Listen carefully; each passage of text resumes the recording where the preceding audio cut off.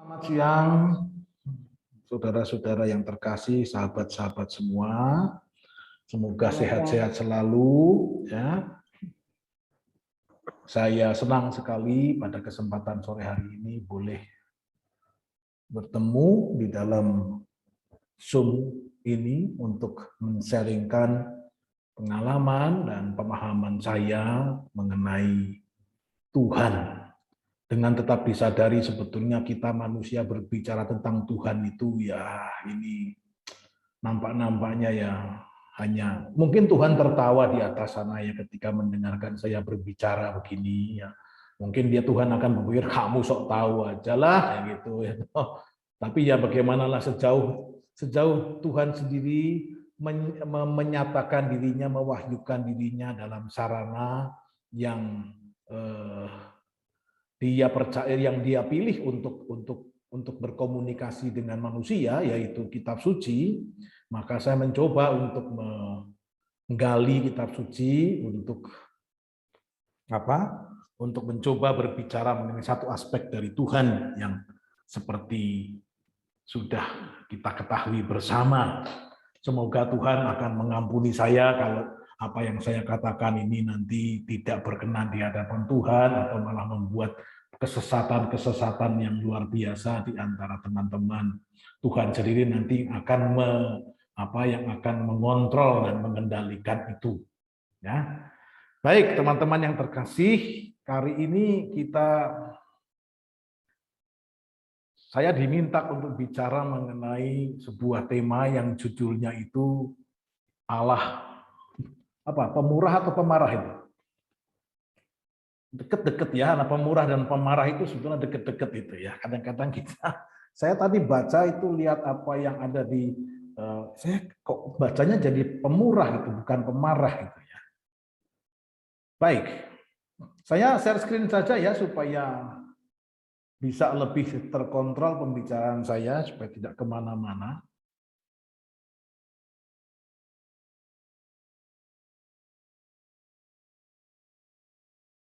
Baik, ini adalah yang leaflet yang diberikan kepada kita semua.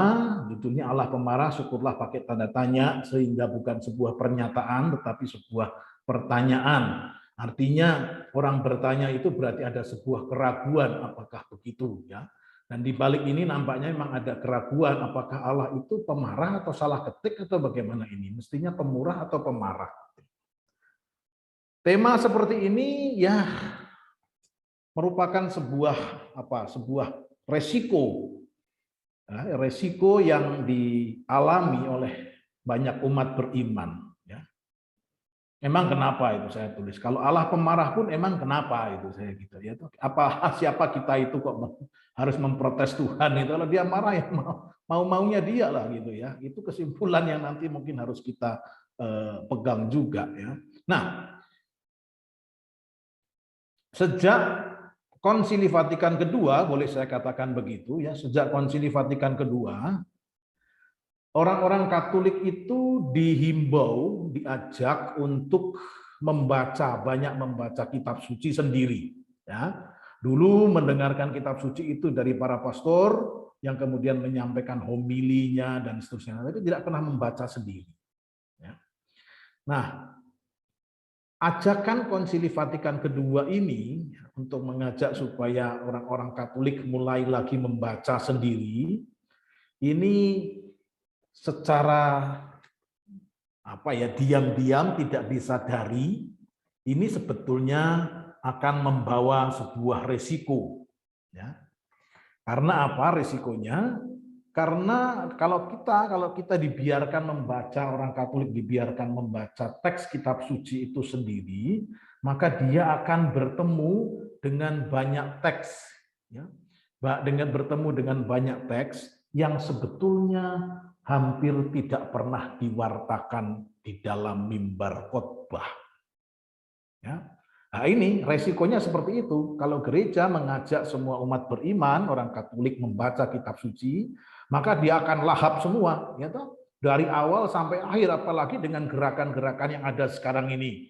Ayo baca Alkitab, ya itu. Ya, ayo baca Alkitab tiga bab satu hari. 3 bab atau 3 ayat atau 3 bab ya, mas 3 ayat ya sambil ya, kapan selesainya? 3 bab 1 hari tanpa tanpa ada jeda dari kitab Kejadian sampai akhir. Nah, nanti di tengah-tengah itu nanti akan kaget, akan bertemu dengan loh kok ada cerita seperti ini, loh kok ada cerita seperti ini, kok ada cerita seperti ini. Ini bisa galau, bisa kaget orang ini, orang yang membaca itu. Sampai pada kitab Hakim-Hakim, loh kok ada cerita yang macam begini ya, saya tidak pernah dengar di mimbar. Masuk ke kitab Yosua, loh kok ada seperti ini, saya kok tidak pernah mendengar. Masuk kitab Esther, saya ketemu dengan hal-hal yang sama seperti itu. Nah, dengan kata lain sebetulnya apa? Sebetulnya di dalam kitab suci kita itu banyak teks yang menimbulkan pertanyaan-pertanyaan serius. Ya. Banyak teks yang menimbulkan pertanyaan-pertanyaan serius untuk umat beriman. Ya.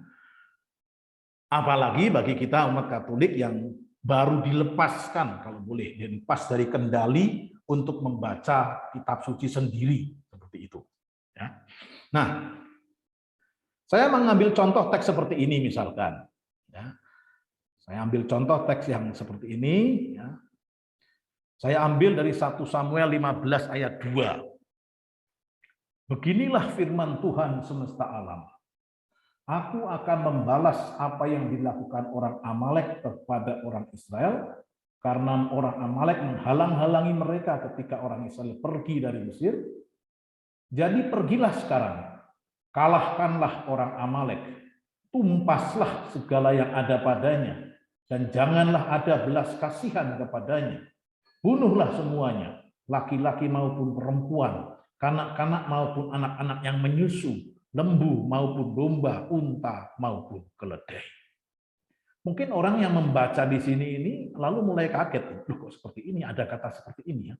Padahal kita itu kalau berdoa ya Tuhan yang maha baik, Tuhan yang maha pemurah, Tuhan yang maha manis begitu. Nah, itu doa kita. Ternyata kita berhadapan dengan seperti ini, Tuhan yang memerintahkan untuk membunuh, jangan ada belas kasihan.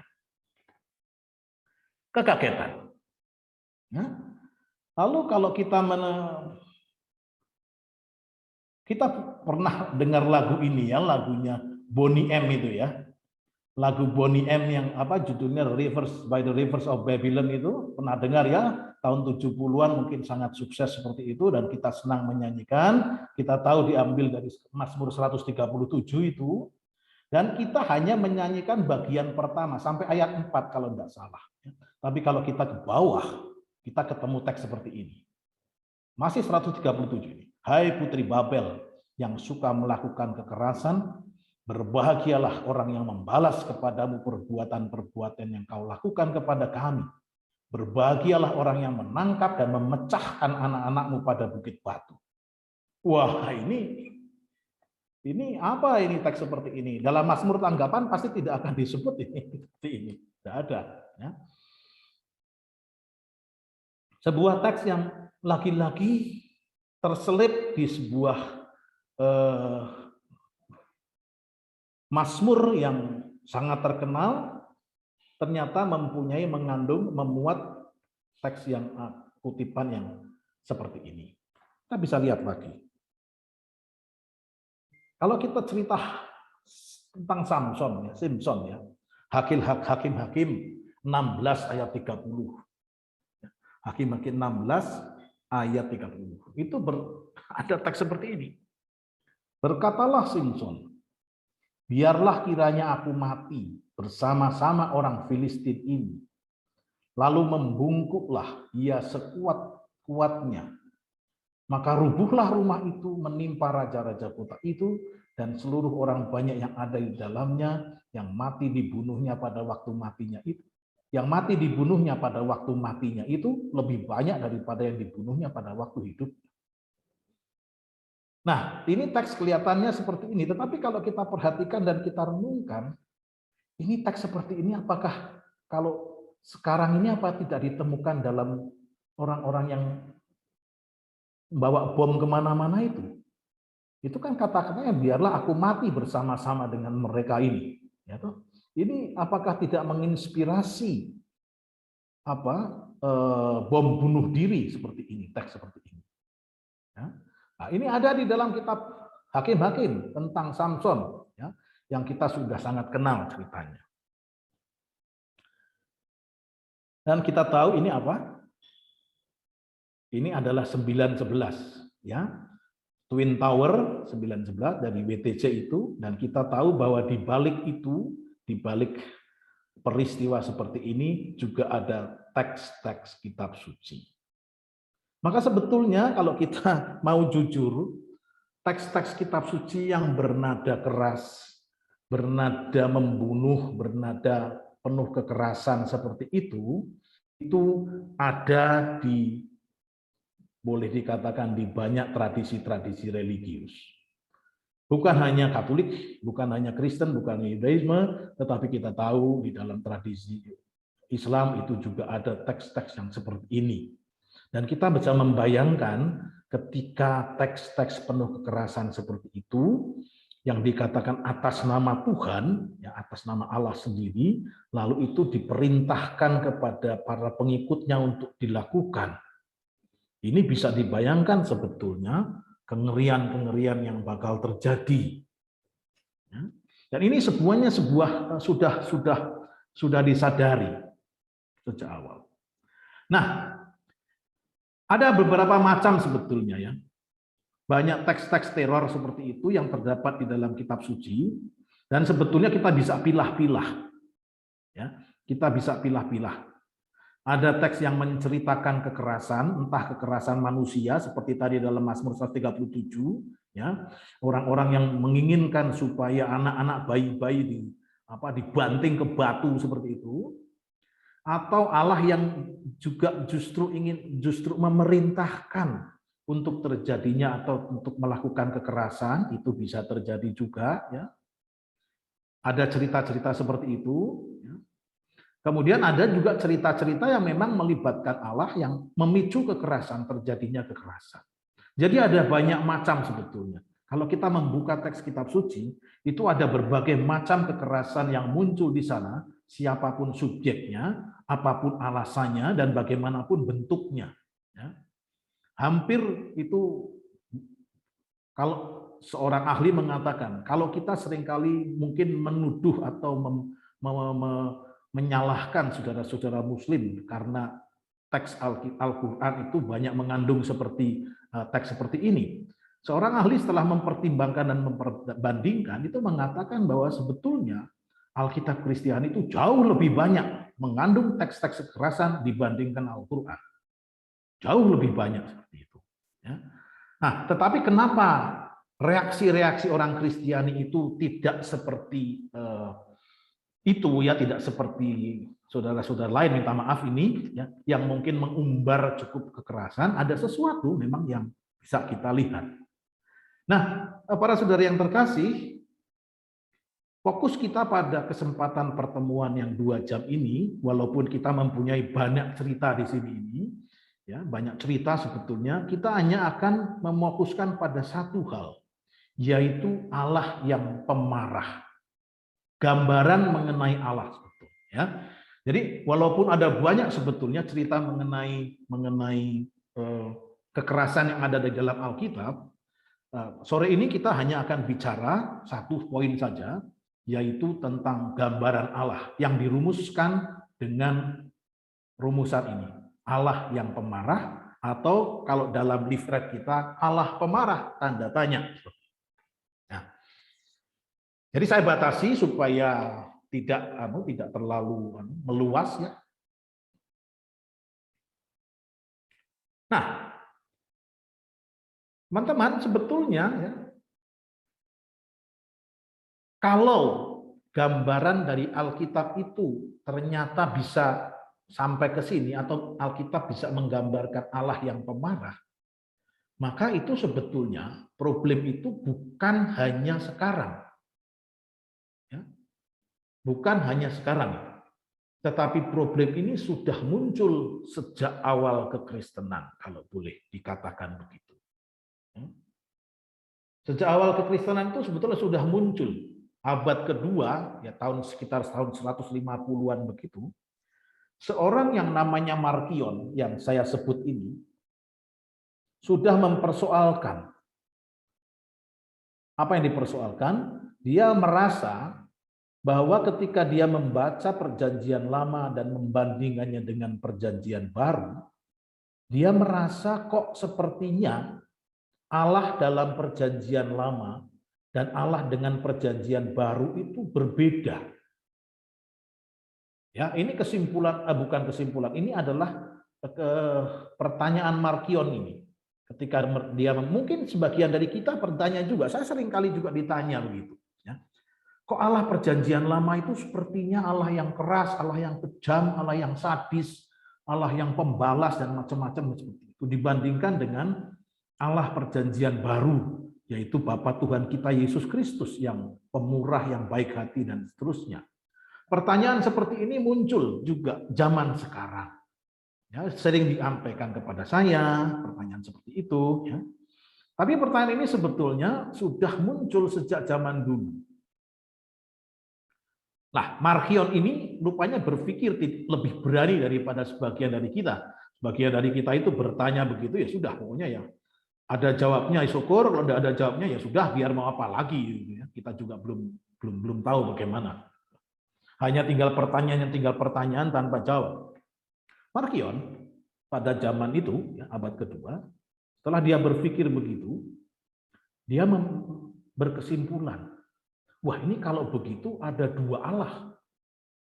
Yang satu Allah perjanjian lama, yang menciptakan segala sesuatu, tetapi kemudian berhenti, tidak berbuat apa-apa lagi, malah membalas ini itu dan seterusnya. Dan yang kedua adalah Allah perjanjian baru. Allah perjanjian baru, Allahnya Tuhan Yesus.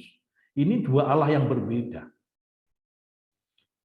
Dan Markion kemudian maju lagi, selangkah lagi. Kalau begitu, perjanjian lama itu karena ditulis oleh Allah yang seperti itu, ini tidak baik. Maka dia buang seluruh perjanjian lama itu sebetulnya. Markion itu membuang seluruh perjanjian lama karena apa? Karena dia merasa bahwa ini tidak cocok untuk orang Kristen. Ini bukan Allah orang Kristen, bukan Allah yang dibawa oleh Tuhan Yesus Kristus. Maka semua perjanjian lama dia buang. Ya. Lalu bagaimana dengan perjanjian baru? Ya, perjanjian baru oleh Yesus, tentang Yesus Kristus yang membawa siapa Bapa begitu.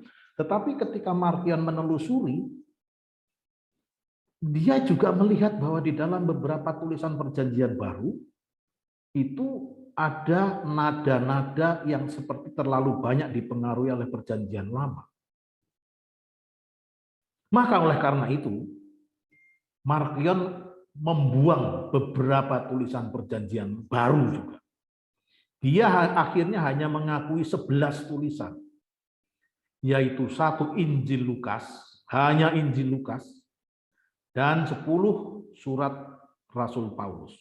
Yang lain-lain dia buang, karena yang lain-lain itu dianggap berbau perjanjian lama, dianggap berbau Allah yang lama itu, Allah sang di dalam perjanjian lama. Markion sampai pada titik itu, dia memunculkan kanon kitab sucinya sendiri, yaitu 11 kitab. 1 Injil Lukas dan 10 tulisan para rasul. Rasul Paulus maksud saya. Ya. Nah, itu ceritanya tentang Markion. Lalu gereja bagaimana? Apakah gereja menerima atau menolak apa yang dialami oleh Markion ini? Ingat ya teman-teman, pengalaman Markion itu sama dengan pengalaman kita, itu sebetulnya pengalaman semua orang yang membaca Alkitab. Dia akan ketemu dengan gambaran Allah yang berbeda khususnya dalam perjanjian lama. Ya. Markion dalam hal ini mengambil langkah ekstrim. Dia hanya mau menerima perjanjian baru saja, itu pun hanya 11 kitab. Ya. Sementara perjanjian lama dia buang. Lalu bagaimana reaksi gereja terhadap Markion? Nah, Markion ini lalu ekskomunikasi, dicap sebagai bid'ah atau heretik, ya, dan gereja tetap menerima perjanjian lama dan perjanjian baru. Markion itu salah, Markion itu sesat. Gereja tetap menerima perjanjian lama dan perjanjian baru. Tetapi teman-teman terkasih, kalau gereja menerima baik perjanjian lama dan perjanjian baru itu lalu maksudnya apa?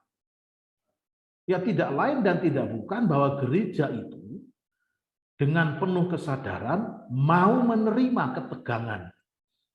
Ketegangan apa? Ketegangan tentang Allah. Ya, gambaran tentang Allah yang mungkin dianggap bertentangan dalam perjanjian lama maupun perjanjian baru. Kalau Markion tidak kuat, lalu membuang yang perjanjian lama, sebagian dari kita juga mungkin agak sedikit menolak Allah perjanjian lama karena dirasa mungkin terlalu keras dan hanya mau menerima Allah perjanjian baru. Gereja sendiri sebetulnya menerima dua-duanya. Dan itu berarti gereja hidup dalam ketegangan. Ya.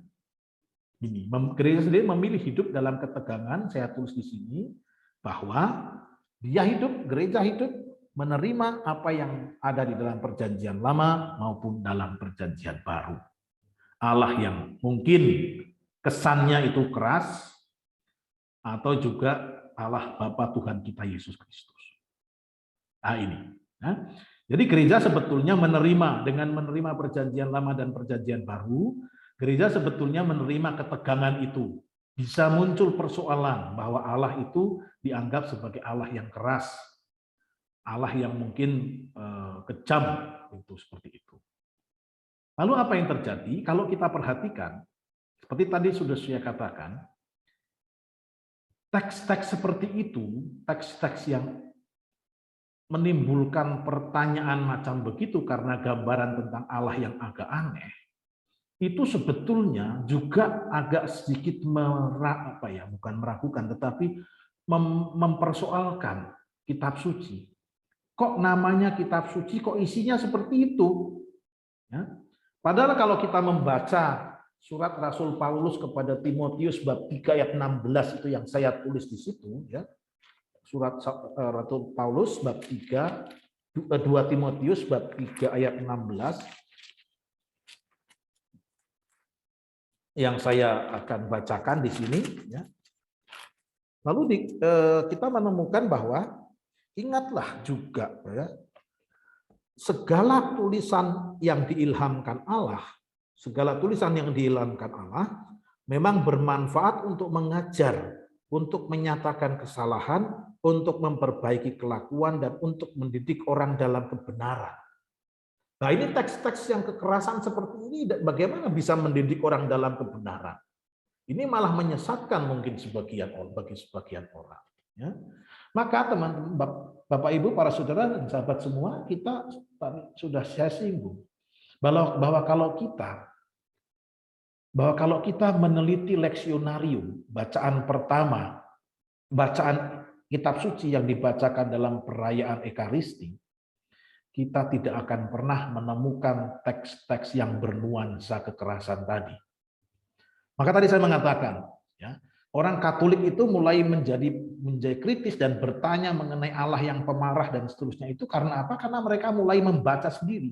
Karena kalau hanya mendengarkan dalam perayaan Ekaristi, bacaan pertama ataupun kedua ataupun ketiga, mereka tidak akan bertemu dengan teks-teks yang seperti itu. Karena apa? Karena teks-teks itu sudah disensor, boleh dikatakan, oleh gereja, tidak pernah dibacakan di dalam liturgi sebetulnya.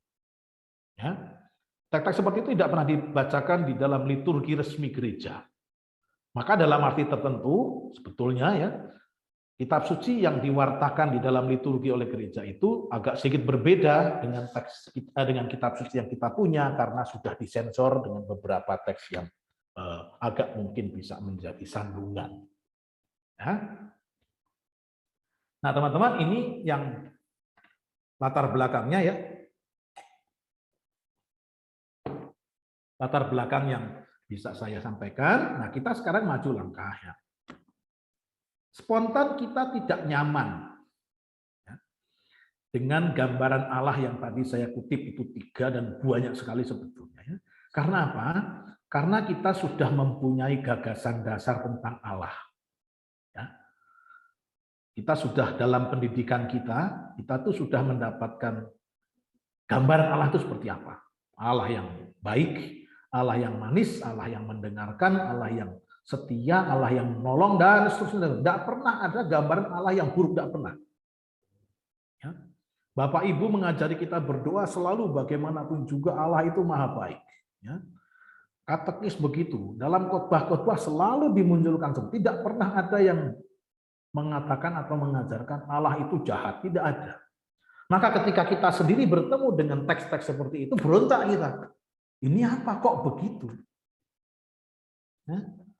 Nah, inilah sebenarnya yang membuat sebetulnya PA Bunda Teresa itu kalau tidak salah membuat tema dengan tema seperti itu, ya sebetulnya itu ada semacam ketegangan batin ya di dalam diri para peserta panitianya untuk di satu pihak Allah itu kok seperti ini, tetapi di lain pihak kok saya mendapat gambaran Allah yang seperti itu. Nah, ini ketegangan.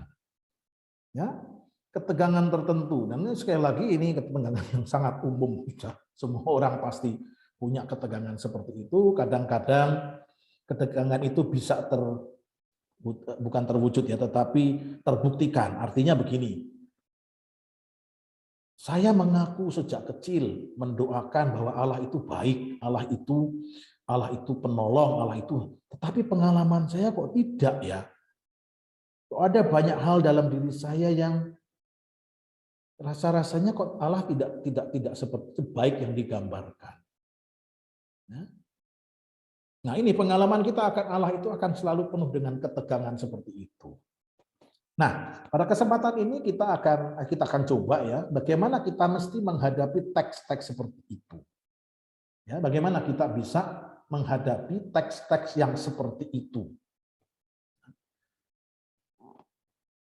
Ini yang coba kita buat ya, baik. Nah, kunci yang pertama yang saya mau katakan adalah ini. Think rightly about God. Berpikirlah tentang Tuhan yang benar.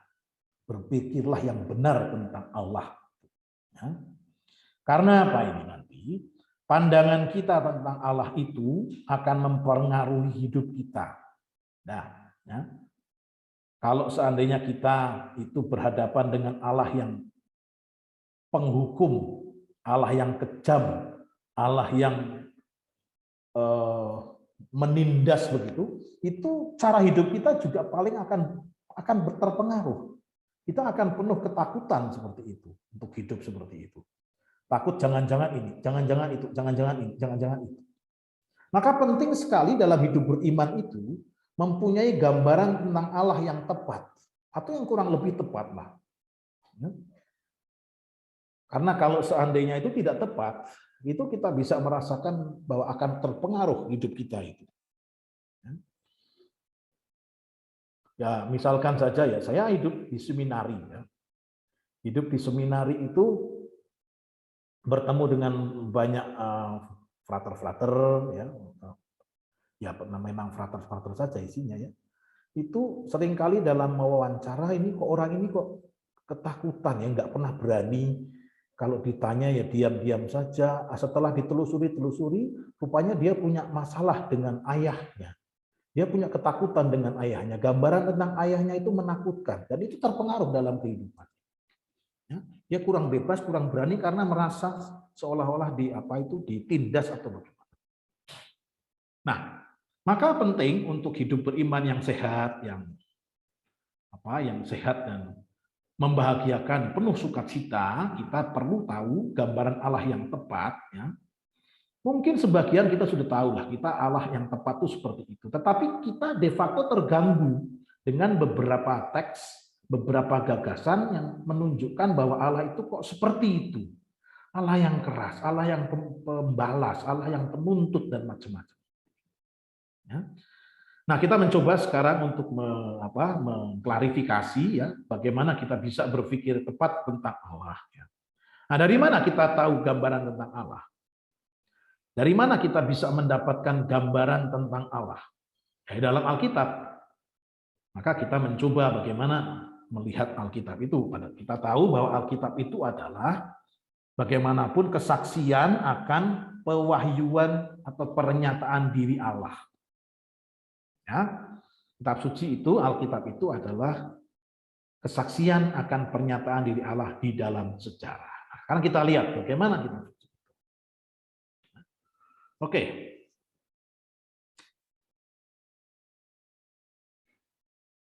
Saya mau bertitik tolak dari teks yang dipilih oleh panitia, yaitu Keluaran 34. Ayat hanya kalau yang ditulis itu kan 34 ayat 7 tuh. Judul Allah pemurah itu Allah pemurah tuh. Allah pemarah itu kan di dalam kurung Keluaran 34 ayat 7 tuh. Nah, sekarang saya tunjukkan secara lebih lengkap dengan tidak hanya 7 tetapi 6-7. Nah, silahkan dibaca itu. Ini sangat istimewa teks seperti ini sebetulnya. Maka kalau teks ini dipilih oleh panitia sebagai judul tanpa dikutip lengkap, ya sedikit menyembunyikan gitu ya. Ini sebetulnya sangat istimewa teks ini. Nanti akan kita tunjukkan kenapa ini teks ini istimewa. Teksnya seperti ini bunyinya. Berjalanlah Tuhan lewat dari depannya dan berseru, Tuhan, Tuhan, Allah penyayang dan pengasih, panjang sabar, berlimpah kasihnya dan setianya, yang meneguhkan kasih setianya kepada beribu-ribu orang, yang mengampuni kesalahan, pelanggaran, dan dosa. Nah ini, tetapi tidaklah sekali-kali membebaskan orang yang bersalah dari hukuman, yang membalaskan kesalahan bapa kepada anak-anaknya dan cucunya, kepada keturunan yang ketiga dan keempat.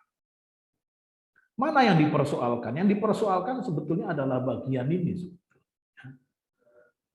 Mana tadi? Ini yang tidak sekali-kali membebaskan dan terutama yang membalaskan kesalahan bapa kepada anak-anaknya dan cucunya.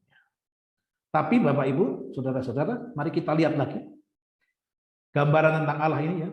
Tuhan, Allah penyayang dan pengasih, panjang sabar, berlimpah kasihnya dan setianya, yang meneguhkan kasih setianya kepada seribu-ribu orang, yang mengampuni kesalahan dan pelanggaran dan dosa. Allah seperti apa sebetulnya yang digambarkan dalam teks ini?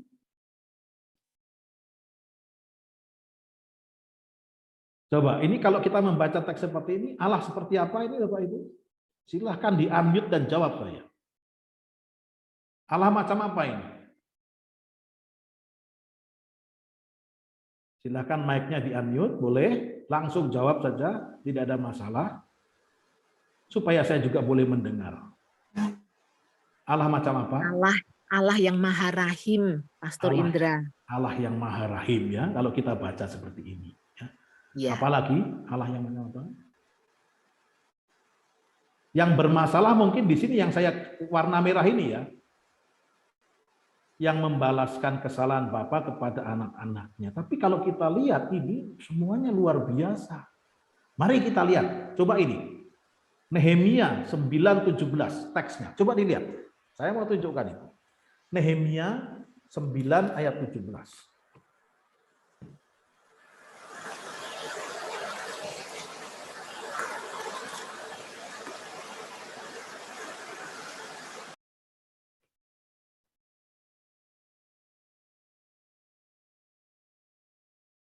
Coba baca. Nehemia 9 ayat 17 yang ini, teks ini. Tolong dibacakan.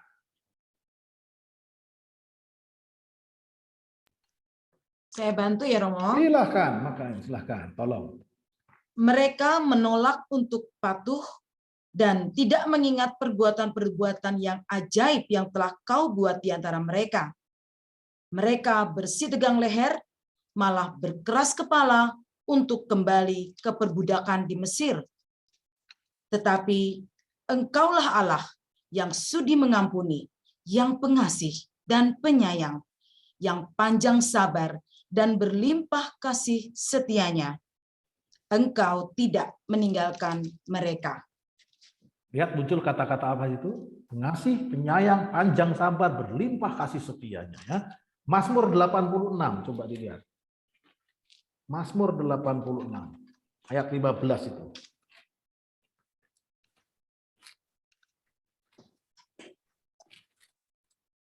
Mazmur 86 ayat 15.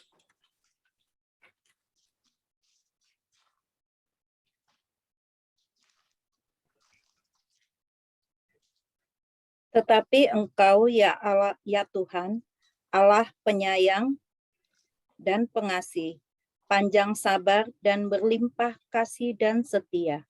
Rumusannya muncul lagi ya. Pengasih, penyayang, panjang sabar, berlimpah kasih setianya. 103, Mazmur 103.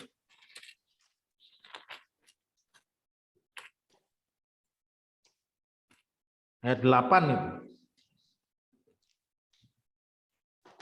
Tuhan adalah penyayang dan pengasih, panjang sabar dan berlimpah kasih setia. Ya. Lagi-lagi muncul empat kata itu. Pengasih, penyayang, panjang sabar, berlimpah kasih setia. Ya. Nah, teks-teks berikutnya ini 145 ayat 8, Yoel 2:13, Yunus 4:2, Nahum 1:3. Ini kira-kira bunyinya apa? Tanpa dibaca, kira-kira bisa menebak isinya apa ini? Pengasih, penyayang, panjang sabar. Penyayang, panjang sabar, kasih setianya. Berlimpah kasih setianya. Betulnya. Ini Allah, ini seperti ini. Ya. Allah itu seperti itu. Ada berapa kata ini? Coba kalau diperhatikan, ada berapa sifat ini? Allah, hitung berapa? Ada sifat Allah itu ada berapa?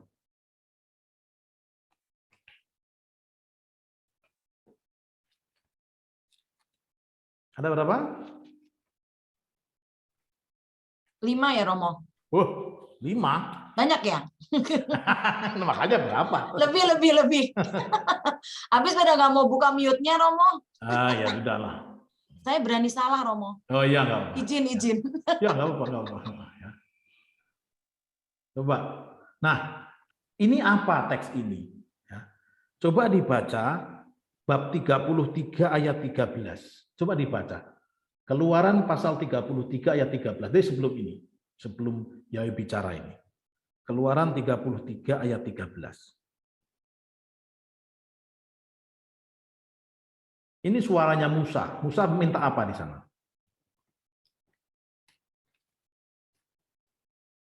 Keluaran bab 33 ayat 13. Ini kan pendalaman Alkitab tuh ya. Ya, pendalaman itu baca Alkitab enggak apa-apa gitu. Maka sekarang, jika aku kiranya mendapat kasih karunia di hadapanmu, beritahukanlah kiranya jalanmu kepadaku, sehingga aku mengenal engkau, supaya aku tetap mendapat kasih karunia di hadapanmu. Ingatlah bahwa bangsa ini umatmu. Ya, ini Musa minta kepada Tuhan. Tolong tunjukkan saya jalanmu. Ya. Ayat 18. Ayat 18, tolong dibaca ayat 18.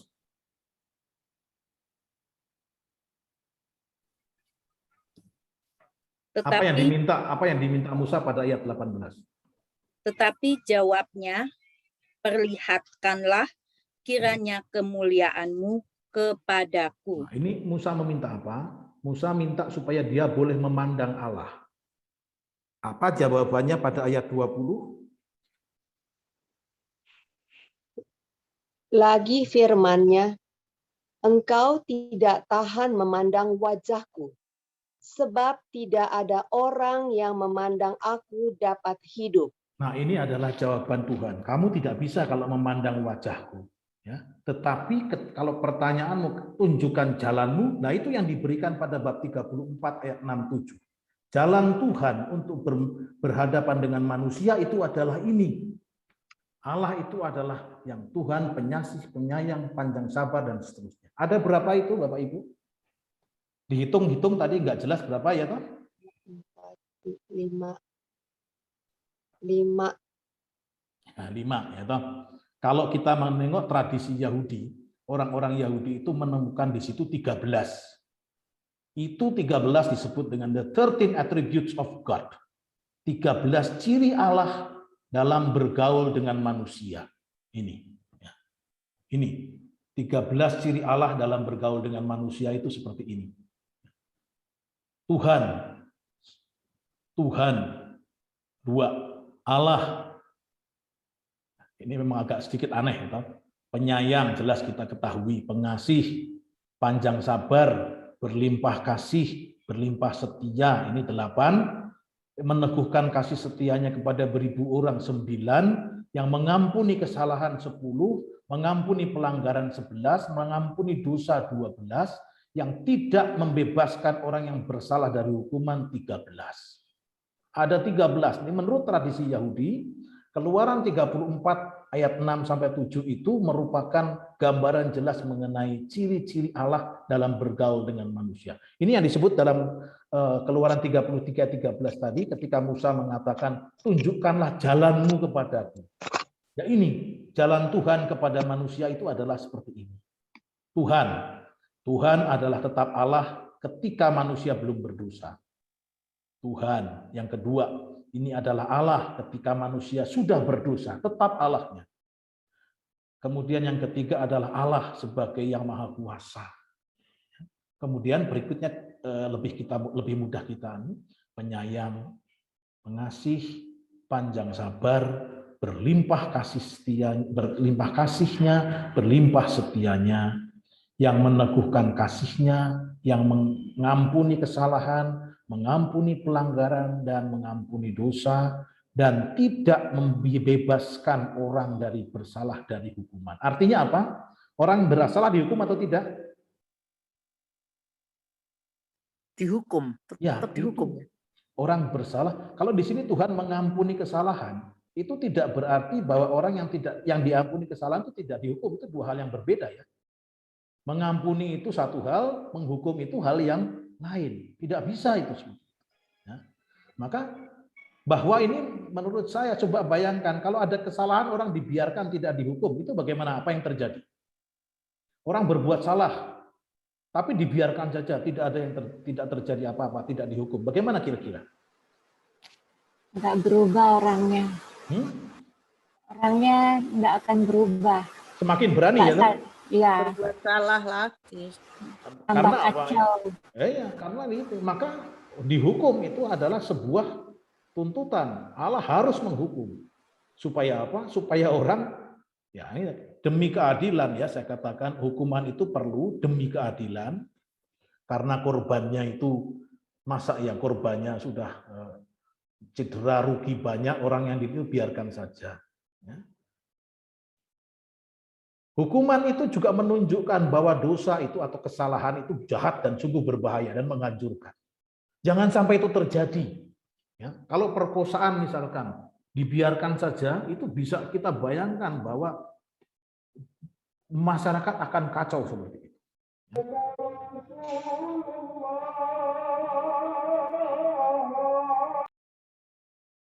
Ya, nah, jadi hukuman kalau kita mulai kembali di sini ya, kalau kita melihat apakah ada yang negatif dari gambaran Allah itu, mungkin gambaran yang kita perhatikan ini. Apakah orang bersalah tidak dihukum ya?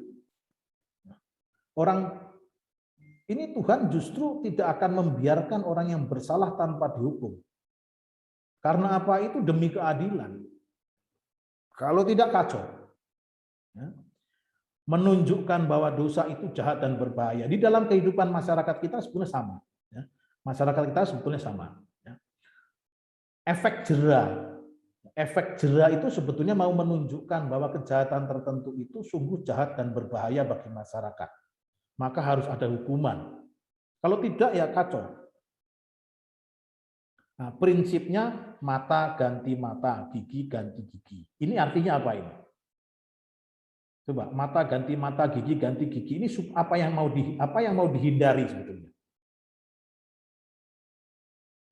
Coba teman-teman, Bapak Ibu, kalau kita sering atau kita mendengar kata mata ganti mata, gigi ganti gigi, itu sebetulnya mau dibela apa itu? Keadilan. Ya, keadilan artinya bagaimana? Artinya bagaimana? Dihukum sesuai dengan kesalahannya. Ya, betul. Lalu supaya tidak apa? Jangan sampai apa? Yang dihindarkan apa? Supaya orang tidak melakukan kesalahan. Apa? Mata Pengulangan ganti mata kesalahan. mata Pengulangan ganti kesalahan. Kalau prinsip penghukumannya adalah mata ganti mata, gigi ganti gigi, tangan ganti tangan, kaki ganti kaki, itu sebetulnya yang mau dibela apa? Yang mau dibela. Jangan sampai terjadi apa? Jangan membuat kejahatan, Romo. Hah? Jangan berbuat kejahatan. Misalkan begini ya. Misalkan begini. Saya mencuri ayam. Ya, saya mencuri ayam. Lalu saya ditangkap. Saya diadili. Dan prinsip pengadilan itu harus memperhatikan ini. Mata ganti mata, gigi ganti gigi. Itu apa yang keadilan, Romo. Ya, keadilan, tapi konkretnya apa? Rimba. Jangan sampai pembunuhan terjadi. Pembunuhan itu artinya apa? Siapa yang dibunuh? Pencuri toh?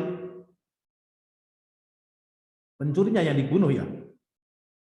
Hukum rimba itu kan pencurinya yang dibunuh ya? Maksudnya hukumannya supaya sesuai. Ya. Jadi kalau mata jangan sampai orangnya dibunuh. Ya, itu maksudnya. Ya, jadi prinsip ini dalam penghukuman adalah seperti ini. Kalau mata, ya ambillah hanya matanya saja gitu tuh ya. Kaki, ya kakinya jangan yakin saja. Nah, untuk menghindarkan apa? Untuk menghindarkan itu, Bu. Di satu pihak, hukuman itu penting, tapi di lain pihak, hukuman itu jangan dimain-mainkan semau-maunya gitu. Maka harus ada prinsip, mata ganti mata. Kalau yang diambil mata, berilah mata. Jangan plus mata plus tambah apa bunganya apa gitu, alisnya itu macam-macam diambil, bukan, itu enggak boleh begitu.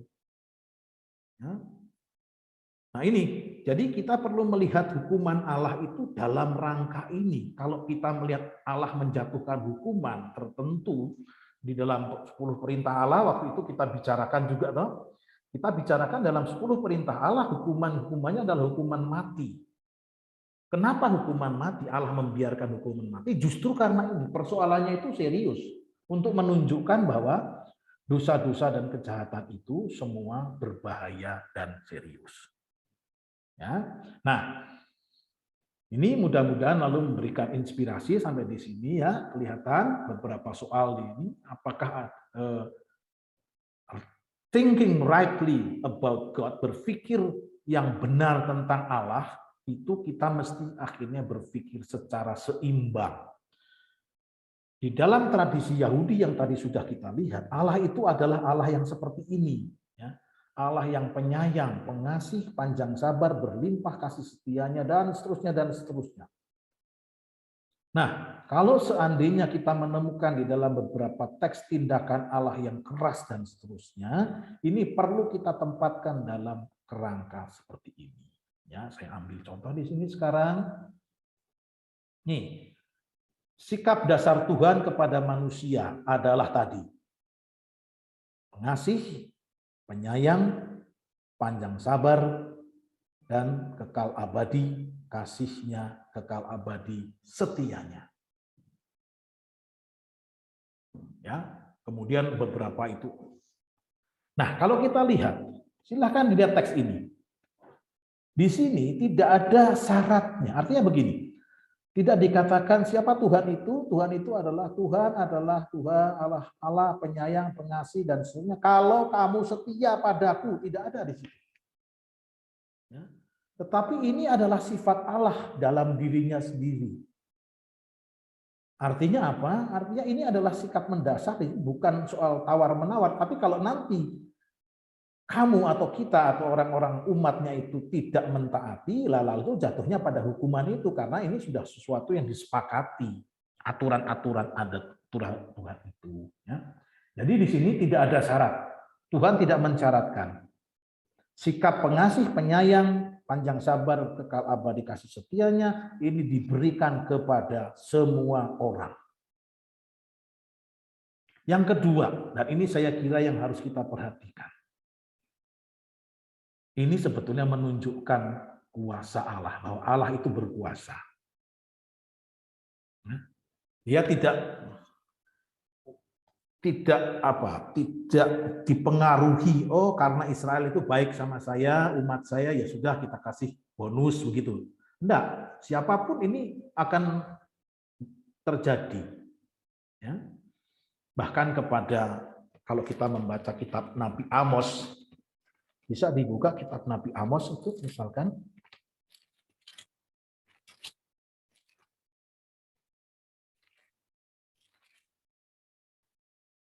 Coba kitab Nabi Amos dibuka bab 3 ayat 2. Bab 3 ayat 2. Bisa dibaca?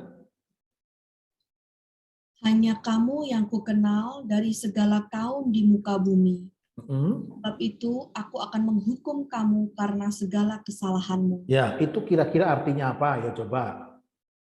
Baca pelan-pelan, kira-kira artinya apa?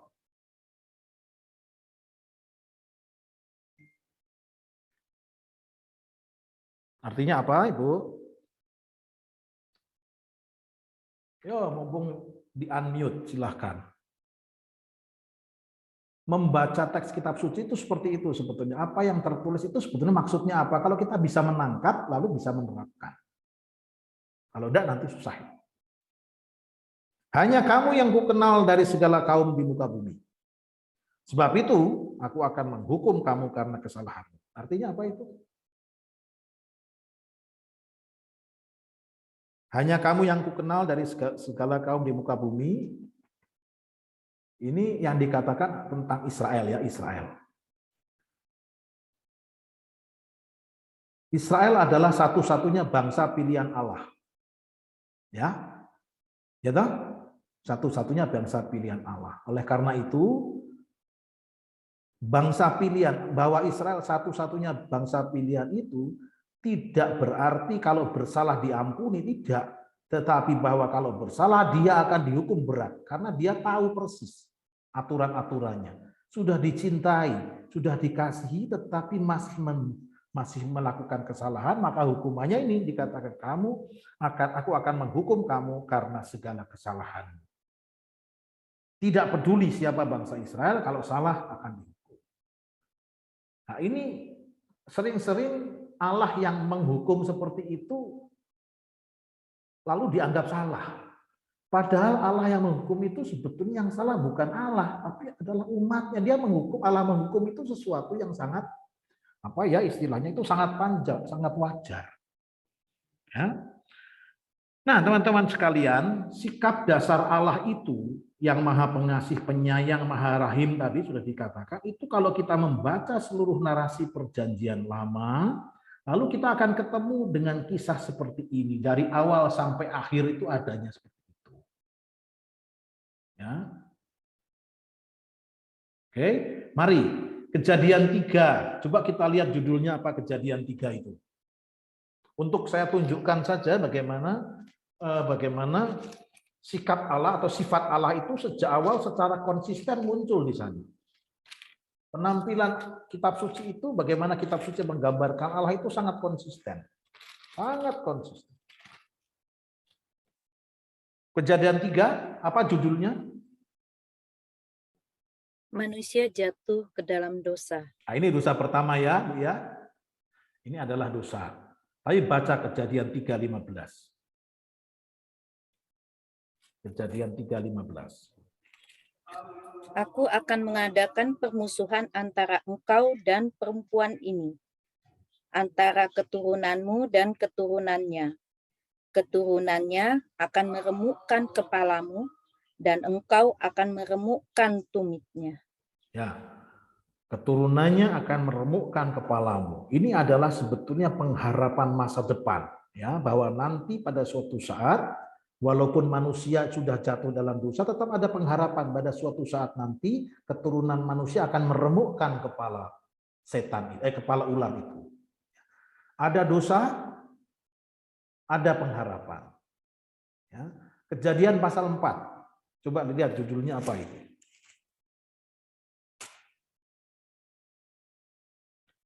Kejadian pasal 4 ini apa?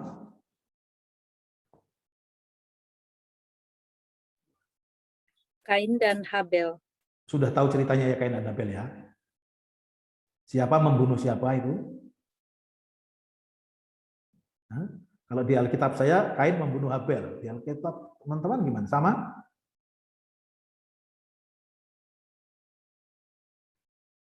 Sama ya?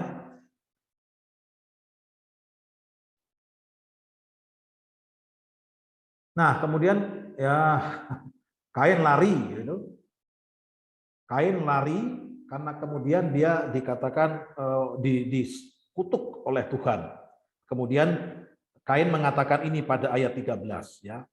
Hukumanku itu lebih besar daripada yang dapat kutanggung. Engkau menghalau aku ke sekarang dari tanah ini dan aku akan sembunyi di hadapanmu, seorang pelarian dan pengembara di bumi. Maka barang siapa akan bertemu dengan aku, tentulah akan membunuh aku. Ya. Kain yang lari itu terancam, dia akan mati nanti. Tapi apa yang dikatakan Tuhan, ayat 15 itu, sekali-kali tidak, barang siapa yang membunuh Kain akan dibalaskan kepadanya 7 kali lipat. Tidak akan mati walaupun Kain berdosa. Ada kesempatan. Ya. Kejadian 6, apa judulnya itu Kejadian 6? Kejadian 6 apa judulnya? Kejahatan manusia. Kejahatan manusia. Lalu Allah mau apa dengan mereka yang sudah jahat itu? Apa yang direncanakan Allah?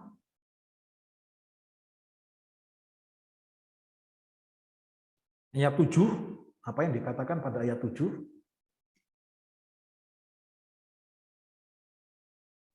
Aku akan menghapuskan manusia yang telah kuciptakan itu dari muka bumi. Allah akan menghapuskan manusia, ya. Tetapi ayat 8 dikatakan apa?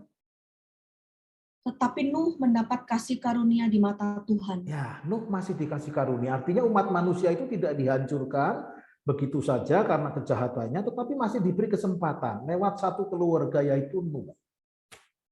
Kemudian kita tahu Kejadian 7:9 ini kisah Nuh dengan air bahnya, menghancurkan seluruh umat manusia. Ya. Tetapi akhirnya dikatakan masih ada kesempatan lagi. Masih diberi kesempatan. Kejadian 11, Menara Babel, pemberontakan umat manusia. Masih diberi kesempatan lagi dengan hadirnya Abraham. Terus, kesempatan ini janji kepada Abraham ini nanti sampai kepada Yesus Kristus. Maka Bapak Ibu, teman-teman sekalian, kalau mau disimpulkan gambaran Allah di dalam perjanjian lama yang sebenarnya itu adalah ini yang terdapat dalam Hosea pasal 11 ini ayat 9. Ya. Aku tidak akan melaksanakan murkaku yang bernyala-nyala itu, tidak akan membinasakan Efraim kembali. Sebab aku ini Allah dan bukan manusia, yang kudus di tengah-tengahmu, dan aku tidak datang untuk menghanguskan. Ini. Allah adalah Allah yang bagaimanapun tidak datang untuk menghanguskan. Maka tadi saya katakan, segala macam gambaran tentang Allah itu mesti dipahami dalam konteks besar, yaitu Allah adalah Allah yang pengasih dan penyayang, panjang sabar, kekal abadi kasih setianya. Ya, itu Allah yang sesungguhnya, itu Allah seperti itu. Ya. Nah, terus kemudian kalau kita lanjutkan, itu berarti apa? Thinking rightly about God itu memberikan gambaran yang seimbang tentang Allah ini. Ya. Gambaran yang seimbang tentang Allah. Tidak bisa kita hanya mengatakan Allah itu Allah yang keras, Allah yang kejam. Kalau kita selalu mengatakan Allah perjanjian lama adalah Allah yang kejam, Allah yang keras, Allah yang seperti penghukum seperti itu berarti kita sebetulnya tidak paham Allah. Kita tidak membaca gambaran Allah di dalam seluruh perjanjian lama. Ya. Perjanjian lama tidak pernah menampilkan Allah yang seragam. Seperti yang diklaim oleh Markion, seperti yang diklaim oleh beberapa orang yang mengatakan bahwa Allah itu kejam, Allah itu penghukum, Allah itu macam-macam. Tidak. Allah yang ditampilkan dalam perjanjian lama justru Allah yang pengasih dan penyayang. Ini yang disebut oleh saudara-saudara Muslim itu Bismillahirrahmanirrahim. Allah yang penuh rahman dan penuh kerahiman. Seperti itu sebetulnya. Nah, kemudian kalau kita langsung masuk perjanjian baru, ini saya kira kita berhadapan dengan sesuatu yang menarik.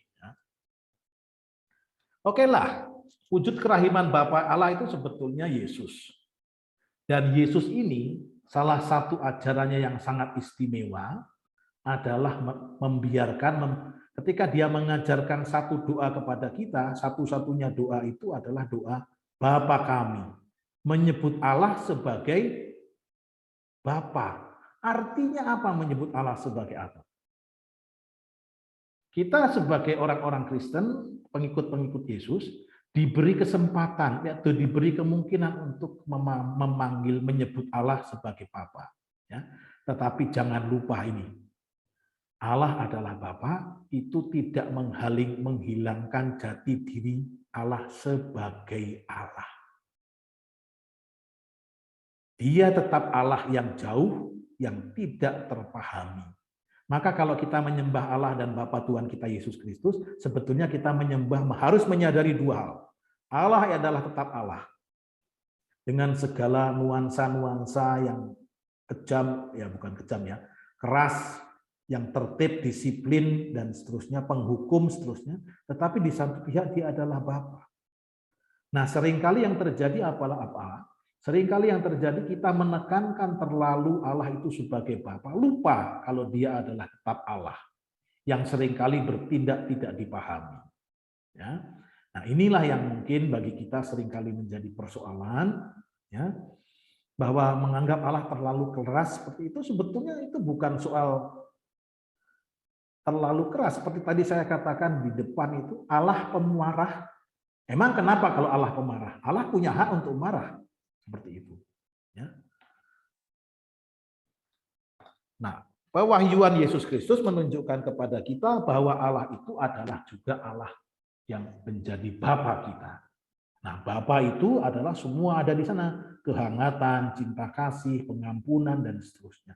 Maka kombinasi Allah yang kita sembah itu ada dua. Allah Bapa itu adalah Allah yang Allah, dan satu lagi Allah yang Bapa. Itu yang kita sembah. Itu yang kita. Ya. Nah, saudara-saudara terkasih, saya kira itu yang bisa saya sampaikan pada kesempatan sore ini. Mudah-mudahan memberikan kejelasan bahwa marilah kita mencoba berpikir tentang Allah yang secara benar, ya. Jangan secara parsial gitu ya. Kalau kita mengatakan bahwa Allah adalah Allah yang kejam, Allah itu berarti kita tidak melihat secara keseluruhan. Ya. Tidak bisa melihat secara keseluruhan, karena kalau kita membaca teks kitab suci perjanjian lama sekalipun, kita akan menemukan banyak sekali teks-teks yang menunjukkan Allah itu adalah Allah Maha Pengasih, penyayang, panjang sabar, berlimpah kasih dan setianya. Oke, terima kasih. Saya kira sampai di sini saja. Nanti kita lanjutkan dengan tanya jawab kalau seandainya ada beberapa hal yang mungkin perlu diperdalam karena tidak saya singgung atau kelewatan. Makasih, saya kembalikan kepada panitia. Romo di Kejadian 3 tadi itu ya, di ayat 15 itu, di situ kan keturunanmu akan meremukkan keturunannya gitu ya, Romo ya. Itu tuh kalau bacaan sekilas itu sepertinya Allah itu mengajarkan kita itu membalas gitu loh, Romo. Menurut Romo itu bagaimana? Ya, ini sebetulnya bukan soal membalasnya ya, tetapi ini adalah soal siapa yang dimusuhi, itu siapa yang bermusuhan gitu. Ini kita berhadapan dengan ular yang menjadi representasi setan itu atau kekuatan jahat. Nah, untuk seperti ini kita memang tidak bisa main-main, berbeda dengan sikap kepada sesama. Ya, sikap kepada sesama itu agak sedikit berbeda, tapi kalau ini saya kira tidak main-main. Kita harus melawan sungguh-sungguh dengan segala macam kekuatan kita. Ya, itu saya kira yang bisa saya sampaikan kalau berkaitan ini. Permusuhan dengan ini permusuhan abadi, ya, permusuhan abadi antara manusia dan kekuatan jahat, dan suatu saat nanti manusia akan menghancurkan kepala si ular itu. Atau mau berdamai dengan setan, dengan kekuatan jahat, ya sudahlah, damai-damai. Tidak, untuk kekuatan jahat jangan ada damai. Ya, karena persis itu yang merepotkan tadi, Allah sampai harus menghancurkan itu karena jahatnya kekuatan seperti itu. Baiklah, Romo dari Ibu Veronica Foni ya Romo ya. Saya sering diajak debat dari saudara yang dari agama lain soal Allah Perjanjian Lama. Kenapa Allah kita, Allah yang suka menghukum dan kejam? Kalau kita pakai bahasa awam, awam mungkin ya, bahasa awam untuk orang yang tidak kenal Alkitab, baiknya kita gimana, Mo? Saya kira tadi yang saya coba berikan sebagai contoh itu mungkin bisa ya, bahwa ini masalahnya bukan soal Allah yang kejam menghukum, tetapi ini soal kesalahan dan dosa itu. Orang yang bersalah itu, orang yang melakukan dosa itu mesti dihukum supaya memberikan aspek jera. Jadi bukan orangnya sebetulnya yang mau disasar, tapi mau menunjukkan lihat jahatnya ini. Masyarakat harus dilindungi dari hal seperti itu. Ya. Ini saya kira apa yang terjadi dengan hukum di sekitar kita itu wajar. Kalau tadi kalau yang orang yang bersalah tidak dihukum, lalu bagaimana? Apakah kan kacau toh? Seperti itu. Ya. Maka bukan soal kejam, tetapi kita mau sungguh-sungguh law enforcement menegakkan hukum sungguh. Karena kalau tidak dihukum, kalau tidak ada hukuman, ini masyarakat hidup bersama menjadi kacau. Ya, maka saya pikir kalau mau bicara yang tidak kenal Alkitab ya ambil saja dengan dengan perbandingan itu masalah di masyarakat kita, soal hukum di masyarakat kita, saya kira bisa menjelaskan itu. Ya. Mudah-mudahan untuk Ibu Foni ini bisa ambil saja bukan perumpamaan ya, tapi contoh dari sekitar kita. Bagaimana hukum itu harus ditegakkan demi kebaikan bersama. Dan Allah bukan soal Allah yang kejam, tapi Allah yang disiplin untuk menegakkan hukum itu. Begitu ya Romo ya. Jadi gimana Bu Foni? Ada mungkin yang masih ganjel? Jadi Allah itu bukan Allah yang tajam ke bawah, tumpul ke atas, bukan begitu. Allah sungguh-sungguh.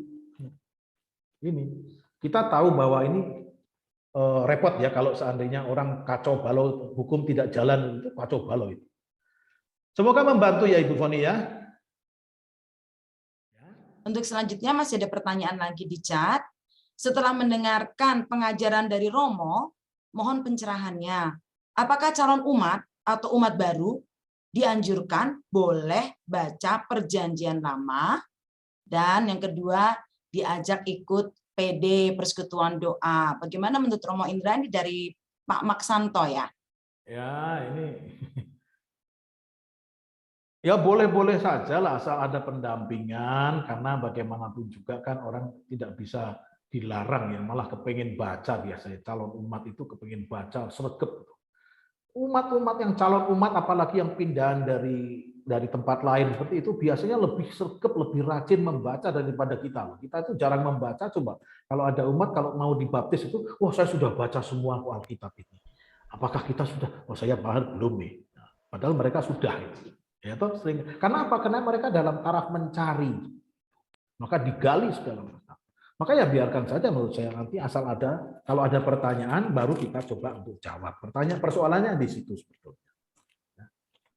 Karena pertanyaan seringkali dilandasi oleh salah paham. Ya. Mau bertanya tentang Allah yang tadi bilang Allah yang pemarah, apalah yang tadi Romo bahas, itu dengan agama, bukan agama kita tapi nggak agama di pihak lain gitu ya. Tapi salah satunya yang kita sering ini itu jihad itu loh, bahwa mereka kalau menjihad itu bisa masuk surga gituin. Itu cara pandang mereka itu Allah itu sebagai apa mau sampai itu kan membunuh terhadap orang lain gitu. Ya. Kita juga pernah mempunyai pandangan seperti itu ya Bu ya. Ketika kita perang salib abad ke-4, abad pertengahan begitu, kita mempunyai pandangan seperti itu ya. Tapi kemudian hanya dengan keterbukaan, refleksi bersama, dan keterbukaan ini saya kira menjadi penting ya. Menjadi penting dengan perkembangan ilmu tafsir macam-macam, dengan logika seperti itu, orang lalu berpikir ternyata tidak bisa dipahami secara harafiah. Ini mesti dipahami secara, karena nanti konsekuensinya menjadi aneh. Ya, Allah itu adalah Allah bersama pencipta seluruh umat manusia. Oke? Misalkan ini ya, kalau Allah pencipta adalah seluruh manusia ciptaan Allah. Bagaimana kok Allah membiarkan yang satu membunuh yang lain? Kan tidak mungkin itu loh. Ya, sebetulnya kan tidak mungkin. Allah macam apa sebetulnya yang sangat berhitung? Kalau kamu tidak mengabdi kepada saya akan benci kamu. Apakah begitu? Masa Allah begitu egois gitu ya? Kalau kamu tidak berdoa, tidak ke gereja setiap minggu, kamu tidak masuk ke surga. Allah macam apa seperti itu? Kok sangat berhitung gitu? Ya, yang butuh ibadah itu siapa? Saya atau Allah? Ini pertanyaan ya. Kalau kita sedikit berpikir begitu, lalu agak sedikit, oh iya ternyata tidak harus seperti itu. Nah kita mungkin kita itu kekristenan itu ya menunggu zaman pencerahan itu sampai pada abad setelah 15 abad setelah munculnya kekristenan. Ada zaman pencerahan. Nah, kita mungkin akan menunggu juga beberapa waktu dengan kemajuan revolusi 4.0 mungkin tidak seperti dulu lamanya ya, tapi mudah-mudahan kita bisa lebih memahami bagaimana orang-orang memandang, mengubah pandangan lebih terbuka seperti itu. Mudah-mudahan menjawab Budian ya, atau kalau tidak saya persilahkan untuk memberikan anu. Itu komentar saya. Mau tanya Pastor Indra. Ya. Ada saudara saya yang ngomong begini. Kan kita banyak memperbaiki diri, seperti tadi Pastor Indra bilang, zaman dulu kita juga melakukan itu, perang salib dan sebagainya. Kita terus memperbaiki. Dia bilang, berarti apa yang sekarang ini diajarkan pun belum tentu benar. Mungkin suatu saat ini akan dikoreksi seperti yang terjadi yang lalu. Itu bagaimana Pastor Indra jawabnya? Bahwa dahulu tuh banyak salah ternyata begitu. Ya kita harus begini ya. Begini ya. Begini ya. Jadi kalau kita membaca, kalau kita membaca dokumen-dokumen gereja, satu hal harus kita sadari ya, bahwa Allah itu mewahyukan dirinya secara progresif. Artinya apa? Secara bertahap, ya, secara bertahap. Tidak sekaligus seluruh apa yang dia kehendaki diberikan, tidak. Tetapi secara bertahap sesuai dengan kemampuan manusia menangkap. Ya. Nah, di dalam perjalanan refleksi seperti itu bisa terjadi. Bahkan di dalam kitab suci pun kalau kita melihat kitab suci pada zamannya itu di dalam perjanjian lama kita bertemu dengan perbudakan. Perbudakan sesuatu yang oke-oke saja bisa. Ya. Kemudian di dalam perjanjian baru Paulus sudah agak sedikit berubah dalam soal perbudakan. Ya. Kemudian dalam perjalanan kekristenan, ya, refleksi-refleksi gereja mengenai dengan pertemuan dengan orang-orang ilmu pengetahuan lain dan seterusnya itu lalu mengatakan bahwa ternyata perbudakan itu tidak boleh, itu bertentangan. Ya, jadi ada semacam kemajuan, progres seperti itu yang bertahap. Tetapi intinya tetap sama demi kebaikan sesuatu. Maka kalau tadi pertanyaannya yang dipersoalkan adalah nanti ajaran ini akan dikoreksi, yang mana dulu? Yang mana dulu? Ada hal yang inti yang saya kira adalah tidak bisa diubah ya, tetapi ada juga yang hal-hal yang bisa diubah seperti itu. Misa saja perayaan Ekaristi dulu sebelum konsili orang menghadap altarnya menghadap tembok ya, sekarang berubah begini. Sekarang berubah ada misa online lagi. Coba bagaimana? Ya, kita refleksi terus seperti itu. Begitu yang saya bisa katakan. Jadi ada yang iya, saya kira ada juga yang tidak akan bisa diubah, tidak diubah. Karena itu lalu menghancurkan seluruh fondasi kekristenan menurut saya. Begitu. Yang pertama, ini kita kan membahas kalau di perjanjian lama nih Tuhan seolah-olah membalaskan segala yang jahat, ya, mata ganti mata. Tapi di perjanjian baru tuh ajaran Tuhan itu adalah kasihilah musuhmu dan ampunilah mereka, bahkan mendoakan mereka yang musuh-musuh kita ya Romo ya. Apakah ini tidak bertentangan Romo dengan yang tadi Romo katakan Allah itu disiplin dan adil, begitu Romo? Ya, akhirnya kan kita juga harus tempatkan ini di dalam kerangka evolusi tadi ya. Dalam kerangka itu evolusi seperti itu. Kalau kita mau pikir ya, ketaatan pada hukum itu sebetulnya kan hal yang sangat minimal ya. Yang minimal itu adalah taat pada hukum. Jadi misalkan kita beriman taat pada hukum, atau taat dengan aturan-aturan. Apa yang dikehendaki gereja, 10 perintah Allah, 5 perintah gereja kita buat terus. Itu adalah yang mengikuti, mentaati hukum adalah minimal. Ya. Tapi kita bisa lebih loh. Saya mencintai seseorang. Nah, ini sudah mengatasi hukum, aturan-aturan seperti itu sudah lain. Ya. Jadi saya beriman dengan kasih dan beriman dengan taat pada hukum, ini dua hal yang berbeda. Ya. Mudah-mudahan menangkap apa yang saya maksud itu ya. Ketaatan atau beriman hanya dengan ketaatan pada hukum, ini satu hal, tetapi beriman dengan mencintai itu hal yang lain. Melakukan dosa, ya, anggap ini bisa. Melakukan dosa pertama karena saya takut dihukum, ini satu hal. Tapi saya tidak mau berdosa kepadamu karena saya mencintaimu. Lain kan ini? Bobotnya lebih berbobot yang mana? Yang kedua. Yang kasih itulah yang persis ada di sana. Itu perjanjian baru yang diberikan dan dibuktikan Tuhan sendiri toh. Tuhan memberikan jawaban. Memberikan hidupnya kepada manusia dalam kasih. Maka itulah sebetulnya. Ya, jadi harus dipahami menurut saya dipahami dalam kerangka itu tadi apa evolusi, kalau boleh dikatakan istilah itu, perkembangan sesuai dengan daya tangkap manusia. Disebutkan di sini hal yang sering diajukan menggambarkan Allah yang kejam, yaitu di 2 Samuel 6 tentang Uza yang mau menyelamatkan tabut, malah Uzanya terbunuh karena tabutnya terjatuh. Gimana tuh Romo? Ya ini kalau dilihat dari satu sisi memang kejam ya, tetapi dari sisi yang lain ini demi membela batas ya. Artinya kalau kekudusan itu menunjukkan seriusnya itu. Kekudusan itu jangan didekati dengan yang tidak kudus. Kalau you tidak kudus, jangan mendekati yang kudus. Itu jelas itu seperti itu. Ya. Ini kan masalahnya itu sebetulnya. Di dalam itu ada tabut perjanjian. Tabut perjanjian itu sama dengan Allah sendiri. Ya. Kalau di situ disentuh oleh sesuatu yang tidak kudus, itu seperti listrik itu negatif kena positif. Begitu mengeluarkan tenaga yang membunuh. Pertanyaan kita lah sekarang sebetulnya sederhana saja. Kita itu menganggap apa yang paling kudus di dalam kehidupan kita sebagai orang Katolik? Sakramen Maha Kudus loh. Apakah kita mendekati sakramen Maha Kudus itu sudah melihat diri kita? Kudus tidak kita? Jangan-jangan main nampar orang atau nyolong atau nyopet begitu kalau terima kuni ini. Ya jari saya, tangan saya ini yang baru saja dipakai untuk melukai, menghancurkan orang lain, menerima tubuh yang Maha Kudus. Untung itu Tuhan tidak membuat seperti itu.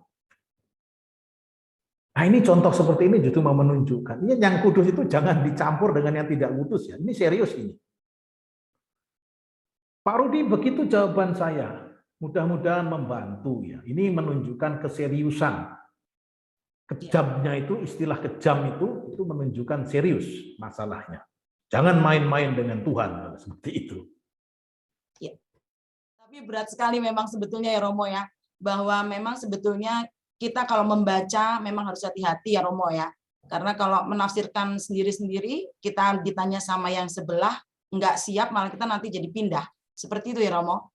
Ya, nggak siap. Ya, itu kalau itu kesalahan kalau sampai pindah itu kesalahan karena ya, itu bukan misalnya, bukan tidak harus begitu gitu. Kan kita bisa tanya klarifikasi dulu. Itu salahnya Adam, salahnya Hawa itu kan begitu. Yang bikin celaka itu ya karena tidak mau tanya itu. Coba kalau tanya, jelas kalau tanya kepada Adam, apakah ular betul ngomong, Tuhan ngomong gitu? Enggak kok. Jelas dari awal sudah ketahuan kalau ular itu bohong. Dasar Hawa aja nggak mau tanya. Begitu jadinya. Artinya kita jangan sok tahu ya Romo ya. Kita tanya dulu sama yang lebih tahu gitu ya Romo. Sama itu masalahnya kalau ditanya begini nggak bisa jawab lalu ikut sana, wah itu bodoh itu. Iya benar-benar. Betul sekali. Tadi Romo juga menjelaskan bahwa kita juga pernah mengalami zaman yang kegelapan. Setelah abad ke-15 baru kita ada pencerahan-pencerahan seperti itu ya Romo. Mungkin nanti saudara-saudara kita juga nunggu 600 tahun lagi mungkin. Soalnya kan bedanya 600 tahun, Romo. Enggak lah, lebih cepat lah sekarang lah dengan revolusi 4.0. Digital ya, Romo? Ya, lebih cepat. Ya, baik. Baik, Romo. Romo, di Yesaya 1 ayat 10, di situ dikatakan, aku sudah jemu akan korban bakaran dan seterusnya. Apakah itu maksudnya Allah marah, Mo? Bentar ya, saya lihat dulu ya teksnya ya. Supaya harus dilihat. Ayat 10. Sorry. Yesaya 1 ayat 10, Mo. Yesaya 1 ayat 10. Dengarlah firman Tuhan. Nah, ini apa? Dengarlah firman Tuhan, hai pemimpin-pemimpin manusia Sodom. Perhatikanlah pengajaran Allah kita, hai rakyat kaum manusia Gomora. Untuk apa itu korbanmu yang banyak-banyak? Aku sudah jemu. Oh ini aku sudah jemu akan korban bakaran berupa domba-domba. Itu ya? Ya. Ya tentu saja bukan Allah marah, bisa saja marah itu. Mungkin malah marah ya. Karena apa? Karena sebetulnya kurban bakaran atau kurban semua atau hal-hal peribadatan itu mesti dibarengi dengan sikap terhadap sesama. Itu mesti dibarengi. Maka Tuhan katakan, kasih kepada Allah dan kasih kepada sesama itu bersama-sama. Tidak bisa itu kalau seandainya kasih kepada Allah itu hanya ditunjukkan dengan korban bakaran, tetapi di lain pihak kelakuan dan seterusnya itu aneh. Ya, kita sudah tahu itu kalau seperti itu. Jadi Tuhan bisa marah kalau orang hanya mencoba menyuap dia, ya, dengan memberikan korban bakaran dan menganggap bahwa asal saya sudah berkorban, mempersembahkan korban, maka kelakuan saya apapun akan ditolerir oleh Tuhan. Oh tidak, tidak bisa seperti itu. Ya, memang Allah marah di sini. Ya. Begitu ya Pak ya. Jadi memang benar ini serius Tuhan Allah soal seperti ini. Ya. Jelas ya Pak Maksanto? Iya, matur nuwun Romo. Jadi Baik, korban yang bermotivasi, yang negatif katakanlah seolah-olah menyuap Allah, itu ya Allah marah. Ya, pasti harus begitu ya, karena tidak mungkin Allah itu, kalau ini kurbannya tulus, tidak apa-apa. Tapi kalau Allah marah, mesti ada yang tidak beres dengan kurban itu, pasti begitu. Ya, ini. Ada modusnya begitu mungkin ya Romo. Ya, ada modus. Kalau dipisahkan ibadah dan hidup sehari-hari, kalau dipisahkan seperti itu, ya, tidak menganggap karena saya adalah bangsa terpilih, maka apapun yang terjadi Tuhan akan menyayangi. Tidak, tuntutan-tuntutan itu masih tetap ada. Ya. Ini yang seringkali kadang kita berpikir, pokoknya asal kita sudah melakukan tindak ibadah penuh, lalu segala sesuatu boleh kita buat karena kita anak-anak Tuhan, begitu. Waduh, hati-hati itu nanti. Ya. Begitu kira-kira. Romo, terima kasih. Baik, teman-teman sekalian, marilah kita persembahkan kembali kepada Tuhan berkat yang boleh kita terima dalam berkat waktu yang boleh kita terima pada siang hari ini, dan kita kembalikan seraya kita mohon kepada Tuhan supaya mendampingi kami, mendampingi kita semua dengan berkat-Nya. Semoga kita semua dan perjalanan kita hidup sore ini selalu mendapat limpahan berkat dari Allah yang Maha Kuasa, Bapa, Putra, dan Roh Kudus. Amin.